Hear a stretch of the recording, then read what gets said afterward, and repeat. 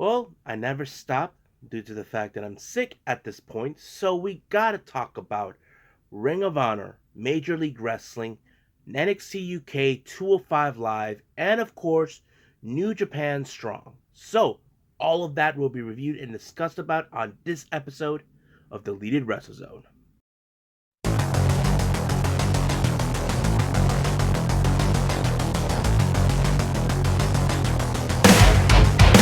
Are you ready? Get up, get up! Get up, get up! Get up, get up! Get up, get up! Get up, get up! Get up, get up!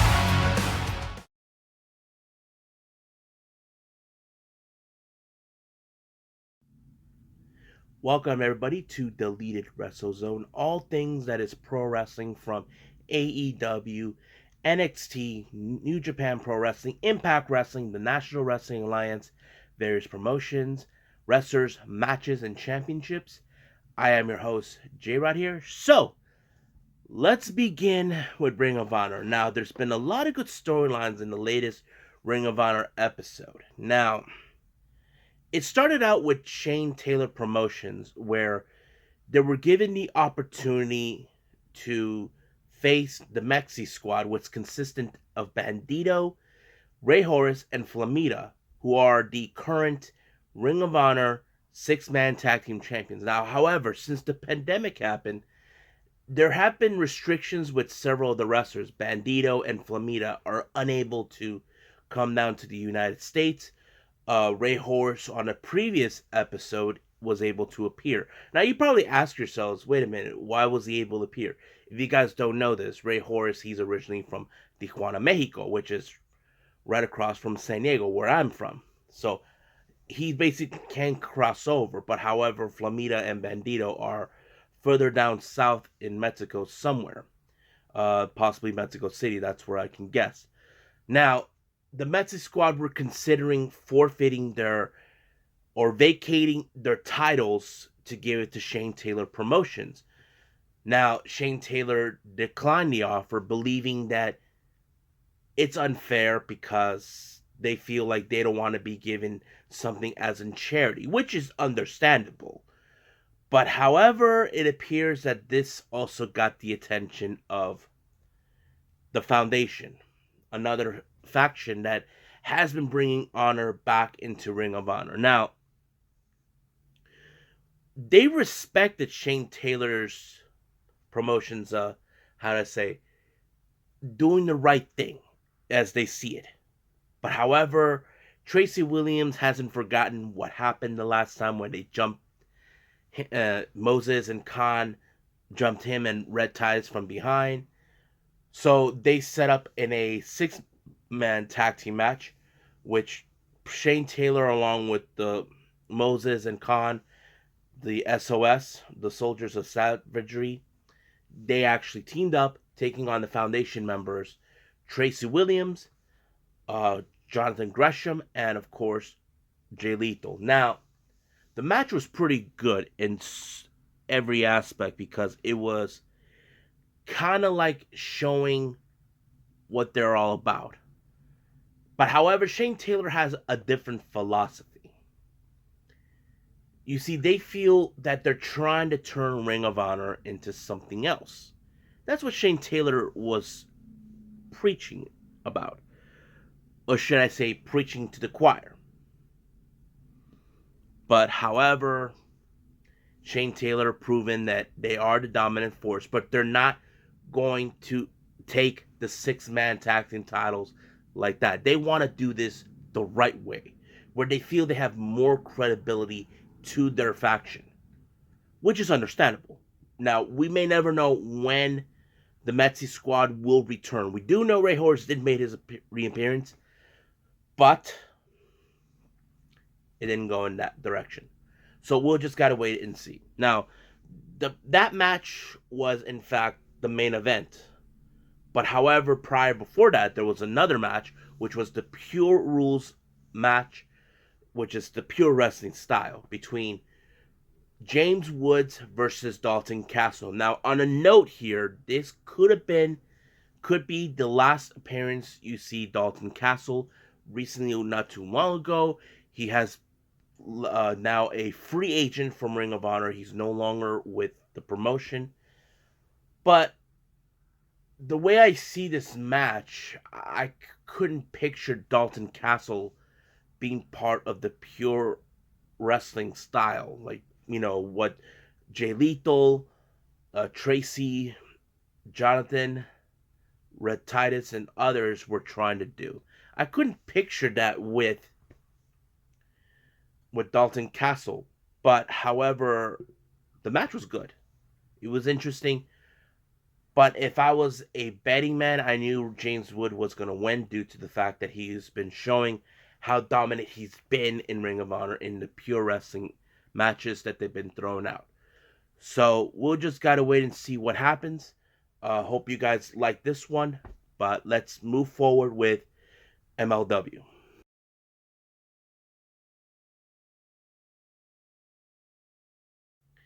Okay, so now we're with MLW. So this latest MLW fusion was very interesting. It started out with Contra. Haven't forgotten what Injustice did. If you guys don't recall, after a match between Jacob Fatu and he actually was attacked by Injustice as retribution for the previous attack. So basically, they're now in a full-scale war against Injustice, and they believe they will get their own justice for what they did. So basically, it's he said, she said justice type of thing. Now, the next match was a very interesting one. We had Laredo Kid representing AAA Lucha Libre all the way from Mexico, putting his cruiserweight title on the line against who was it? Senshi. Now, I don't know what was the significance, but however, it did made more sense now with him appearing in MLW. Now, the match was good. Don't get me wrong. But however, Laredo Kid actually won this match. But it was the post match that kind of put out the reasons. He is the cruiserweight champion in AAA. However, who is the current middleweight champion? You guessed it, Leo Rush. This time, Laredo Kid has called out Leo Rush, saying he wants a piece of him and obtained the MLW World Middleweight title. Now, this is going to be an interesting match, but we're still yet to hear from Leo Rush what he had to say. So we may get a response maybe next week or maybe in weeks to come. However, Leo Rush puts it out. Now, Myron Reed, on the other hand, I mentioned about Contra how they're not too thrilled what they did the previous time. But however, this time, we may get to see a little payback from these guys. Now, I don't know when will that be. Don't know when that'll happen. But Myron Reed, he is looking for justice. Now, he hasn't forgotten what they did to Cotto Brazil or him or Oliver. But this time, they're going full blown. Now, it's already been a week since the Von Erichs were screwed out of the MLW World Tag Team titles, all thanks to Tom Lawlor. Now, the Von Erichs hasn't forgotten what he done, but he said that first things first is to deal with Tom Lawlor and his little filthy team, and then they'll focus their attention to obtain the titles from Los Sparks. So they'll deal with them in due time. Now, Los Sparks have been happy as little kids knowing they finally won their tag team titles. However, we don't know who's running Promociones Dorada. Neither Selena De La Renta knows. But, however, Los Sparks are very, very grateful of the new owners, giving them the chances to defend their titles in their own fashion way. So they did set up in this episode a match who will be facing them to get a title shot. So we'll get to that in a bit. Now, if you guys know this or not, Gino Medina, who has been on odd terms with Richard Holiday, months ago, Richard Holiday said that he fired him. Gino said that he quit. So basically, it's another matter of he said, she said type of story. But however, Gino Medina has something on his mind. Now, in this particular episode, Richard Holiday is set to be in a Caribbean strap match against Savio for possession of the IWA Caribbean Heavyweight Championship that Richard Holiday claimed that he won. In reality, he just took it. And the commentator thinks that, oh, he won it. Nope. He didn't win it. But I have a feeling this prediction is going to happen. What do I get the feeling Gino Medina is going to face Richard Holiday for that title? Keep that in mind. Food for thought, folks. Food for thought. Now, as you know, Max Kruger, he is still obsessed in defeating Richard Holiday's buddy, Alex Hammerstone, who is the current MLW National Openweight Champion. Now, we do know Country Unit has the world title. Now, Max Kruger wants this title. So, he's putting on this propaganda and this and that. But we don't know when that match is going to take place because we do know how much they hate each other. I'm very interested to see this. Now, as for Tom Lawler, who has been bragging, claiming he will get the world title. Now, when will that happen? Tom? But however, he's more interesting in Filthy Island. Don't know when that happened. But he did state that he is happy to hear that his two boys, Dominic Guarini and Kevin Koo, are going to face a team to determine who will get a shot against Los Parks. And we'll do that right now. So, Violence is Forever, Dominic Guarini and Kevin Koo face TJP and who was his name? Bu Ku Dao out of Vietnam. This team was pretty interesting. Now, in the back of my mind, I figured, okay, Filthy Tom Lawler's gonna win this one. I mean, the Filthy team, Violence is Forever, they're gonna win this match because they always cheat their way through. But however, it didn't go that way. It ended in TJP, Boku Dao's ways to win their match. He did, and TJP put out an interesting promo telling Dao to stick by him and they could win the titles. So we may get to see that when that day happens. Now, let's get to King Mo. For months, ever since the restart, King Mo has been on a quest to convince the MLW top officials to remove Low Ki. Now, the reason this has happened was because Low Ki was hit in the back of the head, and King Mo and his so-called manager or attorney, whatever this doofus is, saying that he was not medically cleared, and he's saying that he's doing this for his own good. No, King Mo, you're not doing it for your own good, pal. You're just doing this because you're upset you were not even included in the Opera Cup tournament. And he's telling them to do the right thing. When do you think they're going to happen, King Mo? You think the MLW top officials are going to listen to you? They're not. Unless you have money to bribe them in. That's how it always works. Now we get to the main event, which is the Caribbean strap match between Richard Holiday and Savio Vega. Now, the match seems like it was going great. Like, you see times where they're going through the turnbuckles. But however, I had a feeling Richard Holiday was going to be sneaky. He had the referee in his back pocket and allowed him to win his match. And it was a controversial matter. but he claims it wasn't.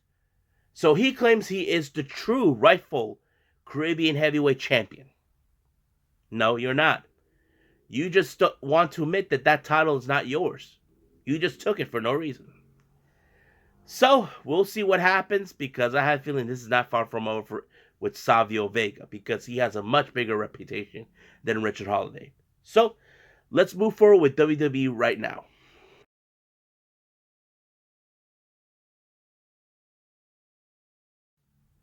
Alright, so we got WWE, NXT UK, and 205 Live. So let's go on with NXT UK.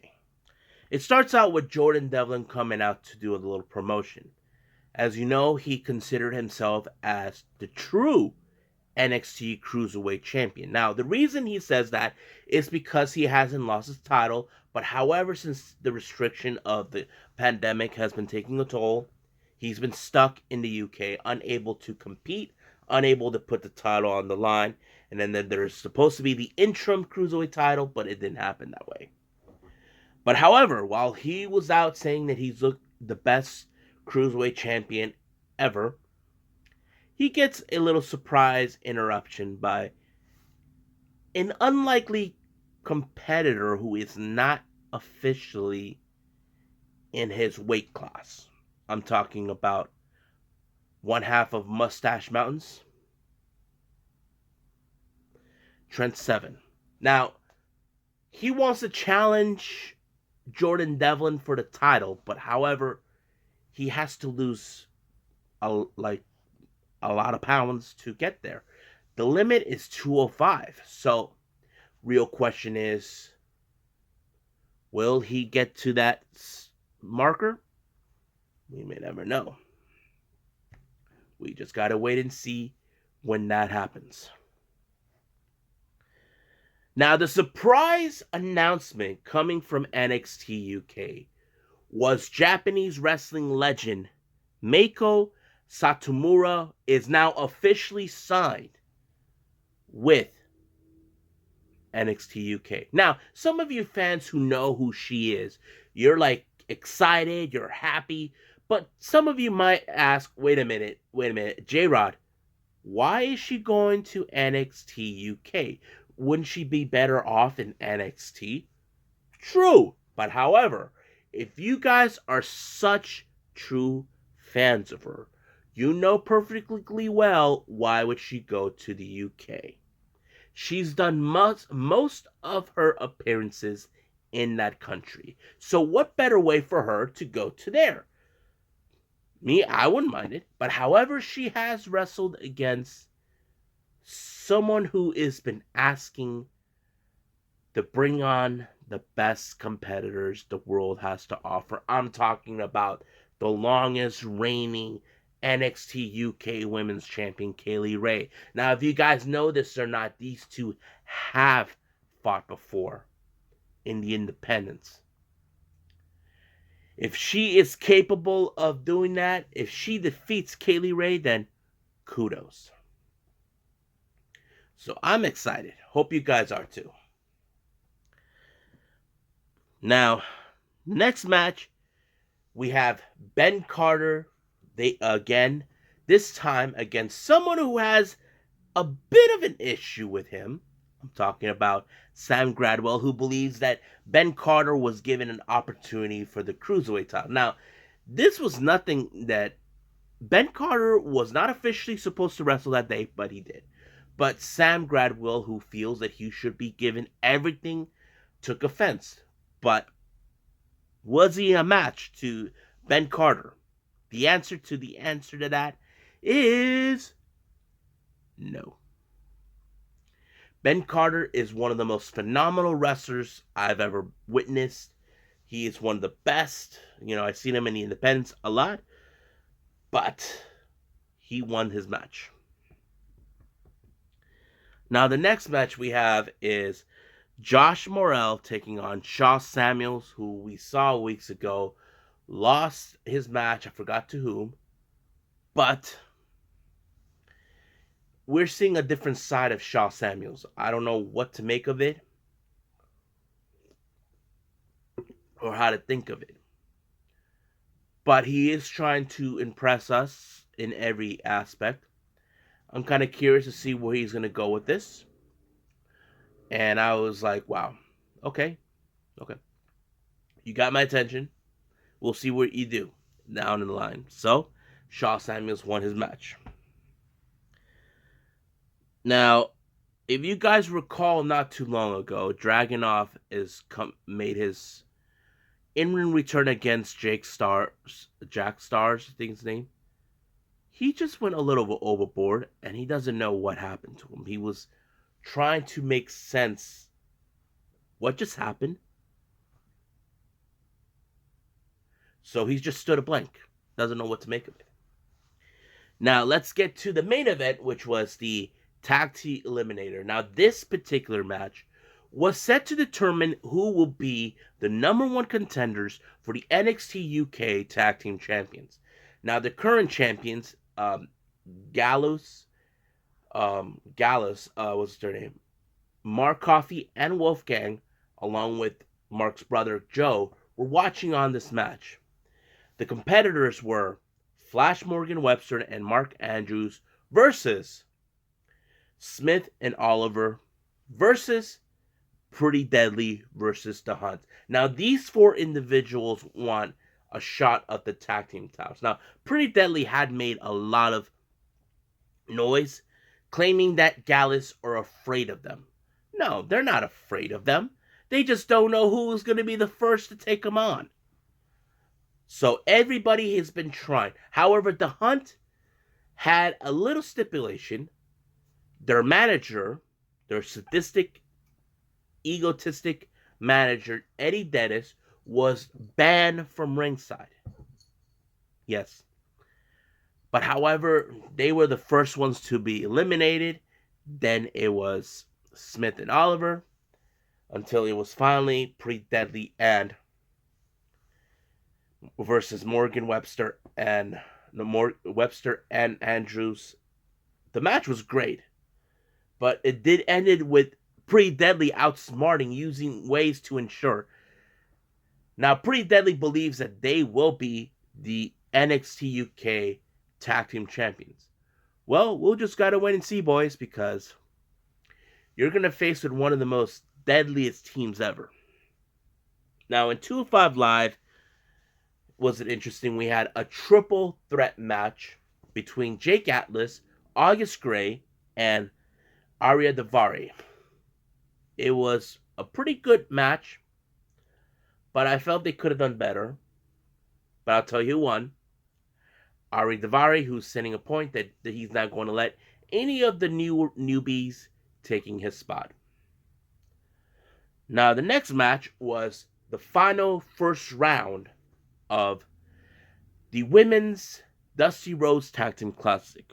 On one corner, we have Zoe Starks and Marina Shafir taking on Ember Moon and Shotzi Blackheart. This match was interesting. I did enjoy it. But frankly, I wasn't sure how this was going to be because I do know Moon and Blackheart were in the same team at War Games. But it was amazing to see this team win their match. And their upcoming opponents is none other than the team that beat them at War Games. I'm talking about Dakota Kai and Raquel Gonzalez. This is going to be interesting. There's no doubt about that. So, the final thing I'm going to talk about is going to be New Japan Strong.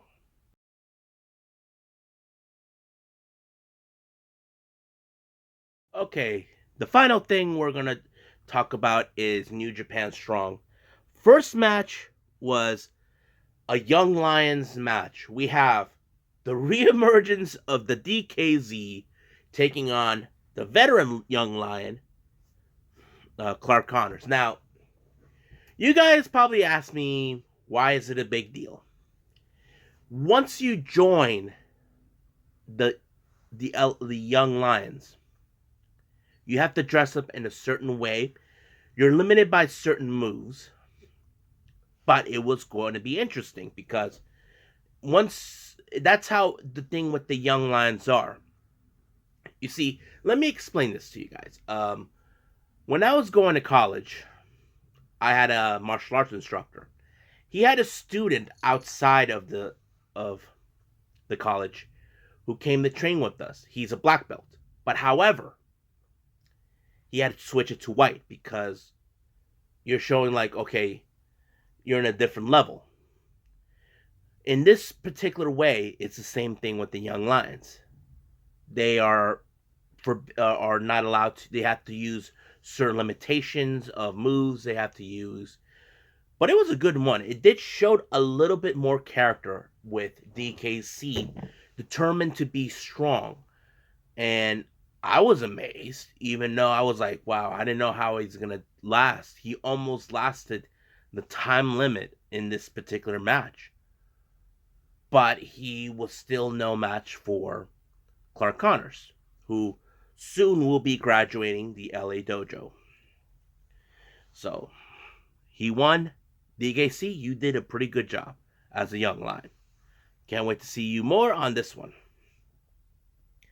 Next match we have Chris Dickinson taking on Rocky Romero. Now, much of this match, Dickinson was exploring Rocky's weaknesses. Rocky hold on to his momentum a lot.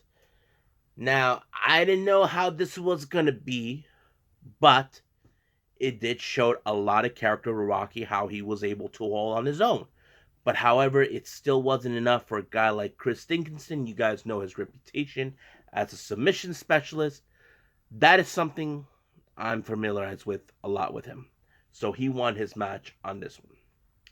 Now, the main event was the Bullet Club, Kenta, the controversial El Fantasmo, and the big man, Hakuleo, taking on Fred Rouser, TJP, and Leo Rush. Now, I saw in certain moments where Fred Rouser wants to get his hands on Hakuleo. I don't know when that match will be. Please, New Japan, book this match. Book it. And of course, there's Leo Rush, who hasn't forgotten what about El Fantasma with his ways. You know, who is very controversial on his matches. But it was a good match. Don't get me wrong. But however, it was in fact Fred Rouser, TJP, and Leo Rush that won their match. It was so good. But however, Bullet Club being Bullet Club, lights goes out. Then we get the surprise of our lives. Jon Moxley finally showed up, took out both Phantasmo and Hakuleo, and got in the face of Kenta, who Kenta has been saying for months he wants him. He wants to be the next IWGP United States Heavyweight Champion. They were already getting the fizz of elbows in the face. Kenta nearly put him to go to sleep, but it was Kenta on the other side of the Death Rider. Now, some of you guys who know this or not, Jon Moxley is forbidden to appear in any New Japan shows in the United States. Now, he can go to Japan and do those, but here in the States, no. It's already been set. If you guys recall, this happened last year 2 years ago at the G1. He did not show up on the first day in Dallas because it was forbidden for him to do that because he has exclusive rights through AEW. Now that I mentioned this, you guys were saying, but J-Rod, why did he show up now? I don't know. Maybe New Japan are being a little lenient, or could this be a sign that we could see an actual partnership between AEW and New Japan Pro Wrestling? I know there are wrestlers in AEW that would want to go to New Japan. Like Miro's one of them. I know that Orange Cassidy wants to compete in the Best of the Super Juniors. Stu Grayson and Evil Luna want to compete at the World Tag League. That is something we got to see. Now, until then, we just got to wait. But Jon Moxley appearing in New Japan Strong is one of the greatest moments ever. So I'm happy. I hope you guys are happy to see him there because it's such an amazing feeling. So I hope you guys enjoy this episode. As you know, we got the Royal Rumble coming up. As you know, I don't watch Raw or SmackDown, but I will do the best I can to review the Royal Rumble for all of you because I know there's going to be a lot of discussion on that. I only follow the pay-per-views and 205 Live, NXT, NXT UK, and all of that. So, I must bid all of you guys at home adieu. So, goodbye. Mwah! And have a nice day. Bang!